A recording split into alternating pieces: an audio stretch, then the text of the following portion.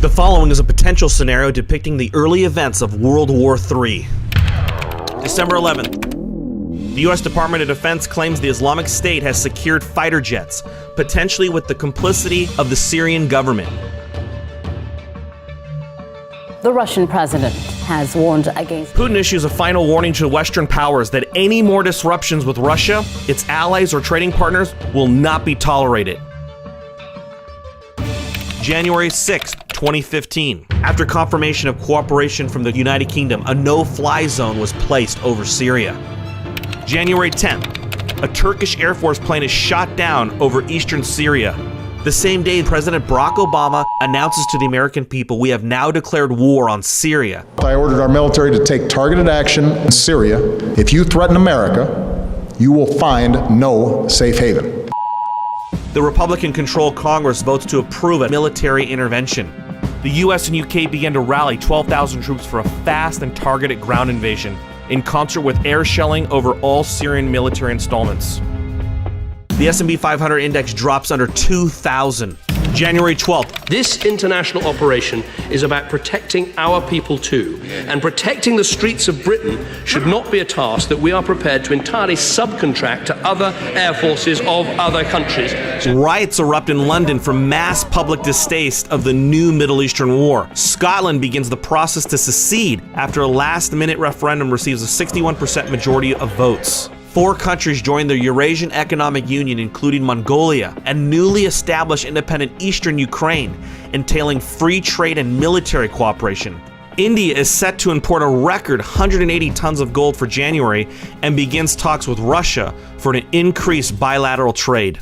January 20th. The U.S. decides to send forces without UK cooperation and sends a lackluster army of 5,000 American troops arrive in Turkey that push their way to Aleppo, Syria. In an attempt to demonize Democrats and anti-war activists, Fox has guests Jesse Ventura and Dennis Traynor. I think it's shameful, and I think that we need new leadership in this country that changes this war mentality that the United States of America has today, which turns to chaos, and both guests state they would recommend burning draft cards if issued from the Selective Service.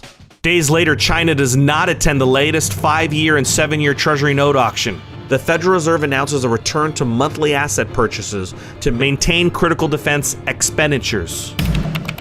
February 11th, submarines went undetected to the U.S. West Coast, destroying key military targets in San Diego. U.S. Secretary of Defense announces the swift sinking of 3 Chinese submarines west of San Clemente Island. Secretary of State John Kerry appears live on CNN to declare the U.S. is now at war with China. Japan announces allegiance with the United States. We will continue to build a strong Japan-U.S. alliance. And supplies 12 destroyers to patrol for Chinese warships in the Pacific. Through alternative news websites, it's discovered that on January 30th, secret talks with China for U.S. debt negotiations and to reevaluate gold at $3,200 an ounce and silver at $60 an ounce were denied by the Federal Reserve. And this led to the Chinese strike on American targets. Brazil, the next day after China's attack, announces their allegiance with China against the United States, halting all imports and exports and an intent to sell their $262 billion in Treasury securities at the earliest possible auction. Senator Bernie Sanders proposes a bill to nationalize all Chinese investments in the United States. Australia comes out in the open with gold price talk, noting they would accept up to $1,500 gold price to appease Chinese, but would follow any gold price the U.S. Treasury and Fed will set.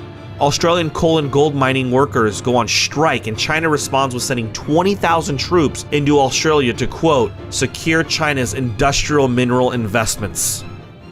February 17th. The Pentagon is going to spend $7.5 billion to make emergency fixes to its nuclear weapons. The Pentagon allocates $11.9 billion package to modernize and ready nuclear armaments at the National Nuclear Security Administration plant in Kansas City.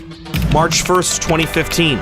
InfoWars founder Alex Jones has not been seen or appeared on air in the past 10 days. Senior editor Paul Joseph Watson hosts the Alex Jones Show in his absence. March 8th. U.S. troops have secured the northern half of Syria. Chairman of the Joint Chiefs of Staff, General Martin Dempsey, states the U.S. Army has confirmed that ISIS is working side by side with the Syrian government in fighting the American surge. Russians move in to support troops to Iran. The Iranian president announces on Democracy Now! That his country will accept any number of Syrian refugees as well as Palestinian refugees from the ongoing Israeli conflict.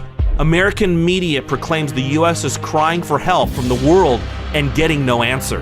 March 11th, in an attempt to arm anti-Syrian fighters, Saudi Arabia covertly deploys 13 fighter jets, but 4 are intercepted by Iran and shot down. Iran claims they were under hostile attack. Saudi Arabia and Turkey then declare war on Syria and Iran. Rumors circle that the French parliament will vote to leave the European Union, with similar talks in regards to Italy and Poland. Germany states they are remaining neutral in regards to any Eurasian military conflict. Shortly thereafter, Chancellor Angela Merkel announces her resignation.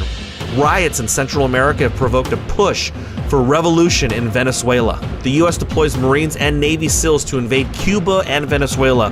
March 13th. An explosion at Diablo Canyon nuclear power plant in California causes a further increase in exodus from California into neighboring states, especially Arizona.